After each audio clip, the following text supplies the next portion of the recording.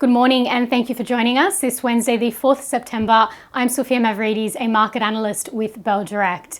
Well, the Australian market closed yesterday's session slightly lower as consumer and mining stocks weighed on the ASX 200 ahead of Australia's GDP reading for Q2, which is out later this morning.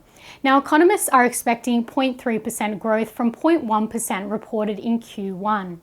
Now, the market may see a strong investor reaction if reports are below expectations as the high interest rate environment continues to weigh on the economy. Woolworths, WOW, Coles, COL and Endeavour, EDV, those shares were among the hardest hit yesterday as each of the consumer staples companies went ex-dividend. Now, US equities tumbled in the red overnight for the first US trading session of September.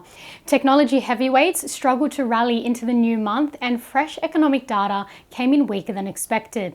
The market has seemed to be data dependent recently. The Nasdaq declined 3.6%, the S&P 500 down 2% and the Dow Jones closed 600 points or 1.5% lower. European markets also closed in the red with the stock 600 down 0.97%. Now, as for what to watch locally today, well, following US markets overnight, the SPI futures are suggesting that our Australian market will drop 1.17% at the open this morning. In commodities, crude oil is down 5% to $70.36 per barrel. That's the lowest since the start of January, as muted demand has magnified the impact of relatively ample supply.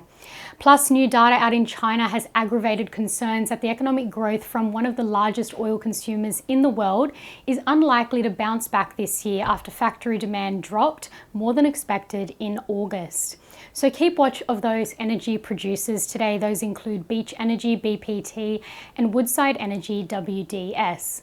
Now, gold is trading slightly lower as the US dollar added pressure, and iron ore is trading in the green after weighing down on our large mining stocks yesterday as weakness in China's economic recovery and steel industry sparked yesterday's iron ore price to drop below the $100 per ton mark.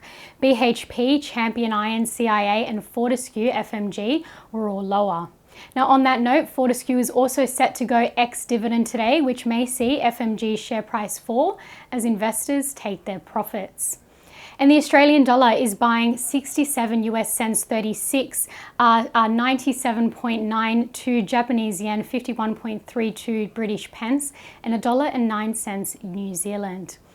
Now, to end on some trading ideas for your consideration today, well, Bell Potter have initiated coverage on Northern Star Resources, NST, the largest solely ASX-listed gold mining company. Bell Potter initiate coverage with a buy recommendation in accordance to their rating structure. Their 12-month price target is $17.50, and at their current share price of $14.87, this implies 17.7% share price growth in a year.